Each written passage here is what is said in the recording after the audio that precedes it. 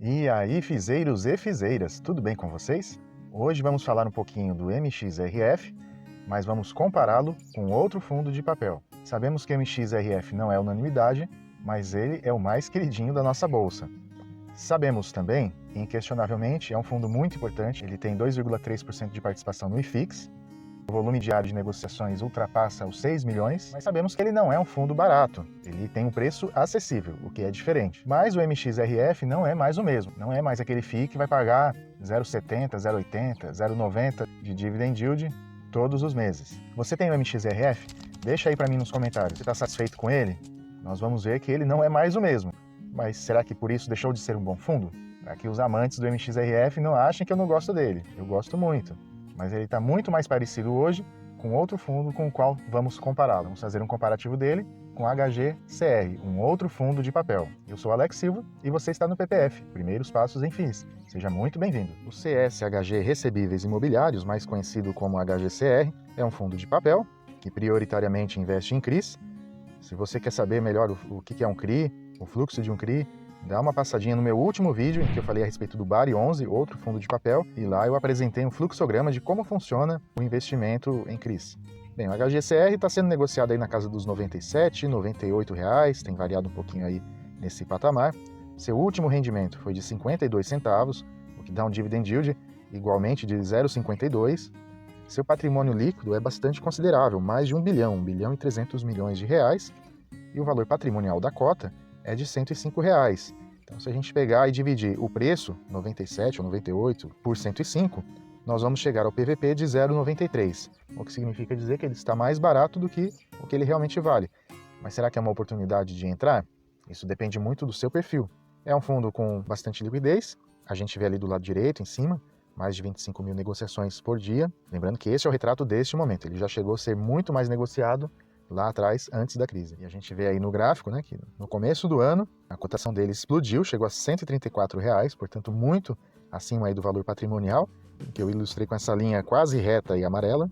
Veio a crise, o preço da cotação desabou, chegou a se recuperar, passou um pouquinho ali do valor patrimonial, mas depois veio abaixo de novo, e desde então vem se mantendo ali nesse nível. Até fazendo já uma rápida comparação aqui com o MXRF, vemos aqui que o seu oponente, depois da crise, recuperou o valor da cota e manteve-se sempre ali um pouco acima do valor patrimonial. O HGCR, no acumulado dos últimos 12 meses, tem um dividend yield de 6,64%, portanto é pouco para um fundo de papel, é um dividend yield baixo. E comparando aí o fluxo de pagamentos com o MXRF, vemos que o HGCR é um pouco mais previsível, não tem tantas oscilações, porém dá para perceber que, exceto por um resultado ali extraordinário, o MXRF vem caminhando também para ser mais previsível, assim como o HGCR é. Vemos que o dividend yield do HGCR vem caindo muito ao longo do tempo. A gente vê que ele saiu lá de 1% para casa de 0,5%. E o MXRF tem ali um movimento parecido, mas está ali mais próximo de 0,60% que o seu oponente, o HGCR. Muito bem, entrando aqui no relatório do HGCR, vemos logo de cara que ele é um fundo com 61 mil cotistas, um número bastante expressivo, mais que perto do MXRF, acaba sendo até um fundo menor, mas ainda assim com boa liquidez dentro do mês.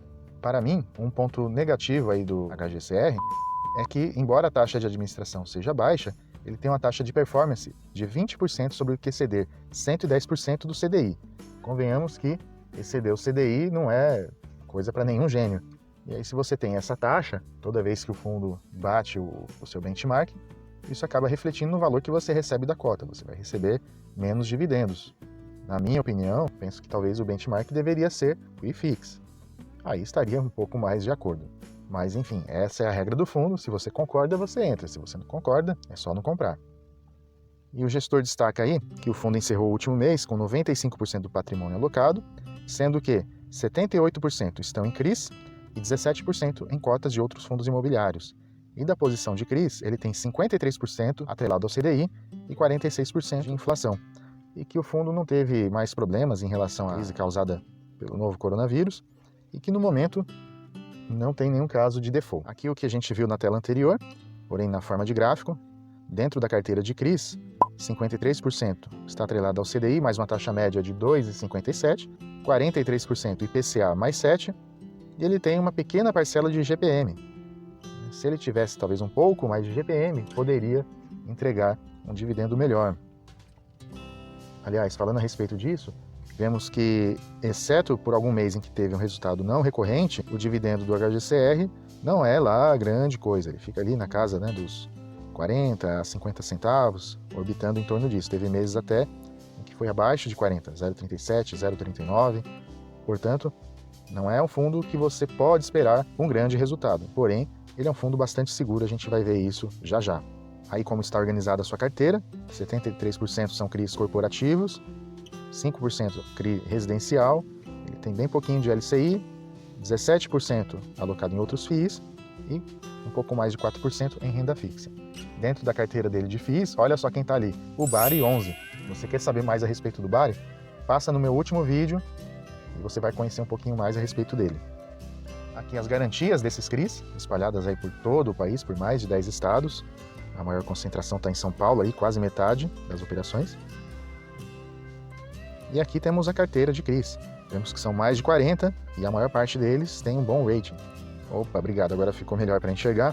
Temos ali do lado esquerdo alguns prazos de vencimentos, vemos que são longos, a classificação deles.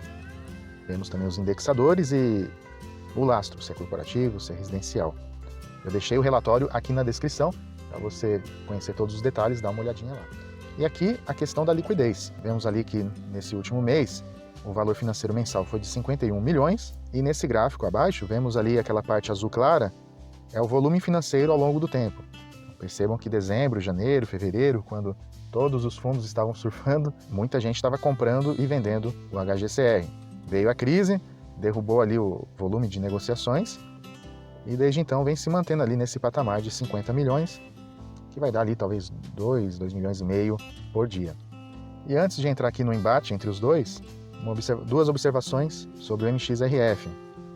O seu portfólio a gente vê ali 70% crédito imobiliário, tem 14% ali em caixa, teve uma emissão recente, 8% em outros fundos imobiliários, e ele tem 7% de imóveis, que são aqueles imóveis de permuta financeira. Eu já fiz um vídeo sobre o MXRF, para você saber um pouquinho mais, dá uma passadinha lá. E a gente vê que o MXRF, em relação ao HGCR, está melhor distribuído. Ele tem 14% em caixa, 23% de crédito corporativo, 30% comercial, 32% residencial, portanto, mais bem balanceado. Esse gráfico aí em cima, do lado esquerdo, mostra como eram os indexadores em janeiro deste ano, lá no início do ano. Então, ele tinha um pouquinho mais ali de GPM, 10%, IPCA era 35% da carteira e o CDI, 54%, já era uma participação mais pesada. E do lado direito a gente vê como ele é hoje. Então ele aumentou para 63% o CDI, o IPCA ficou em 30%, diminuiu 5%, portanto, e o IGPM, indexava 10% ali dos CRIs, passou a ser de 6%. Não somente isso, mas o MXRF passou também a integrar na sua carteira papéis high grade, que priorizam a segurança em detrimento de um pagamento maior. E embaixo temos ali os prazos de vencimento e também o duration, que é o prazo médio em que ele deve receber esse fluxo de pagamentos. E vamos entrar aqui agora no embate do MXRF com HGCR. E o primeiro item que vamos avaliar é o patrimônio, 1,9 contra 1,3, portanto, nesse primeiro round, 1-0 para o MXRF. No segundo, vemos a liquidez diária, 6,8 milhões do MXRF contra 2,6 do HGCR, portanto, 2-0 para o MXRF. Em relação ao número de cotistas, aí não tem nem o que dizer, né? 294 mil investidores em cotas do MXRF, enquanto que o HGCR tem 61 mil investidores, 3-0 aqui para o MXRF. Em relação ao preço, aí sim, o HGCR leva melhor, porque ele está um pouquinho mais barato. O MXRF não está caro, apenas 1% acima do seu valor patrimonial, também é um bom ponto de entrada, mas nesse quesito ele perde aqui para o HGCR, pelo menos neste momento, 3-1. Em relação às taxas, o MXRF tem uma taxa de 0,90% sobre o patrimônio líquido, contra 0,80% do HGCR, porém, o HGCR tem aquela taxa de performance que a gente comentou, e isso acaba, no fim das contas, né, trazendo menos dividendo para o seu cotista, portanto, o MXRF vence aqui também essa etapa.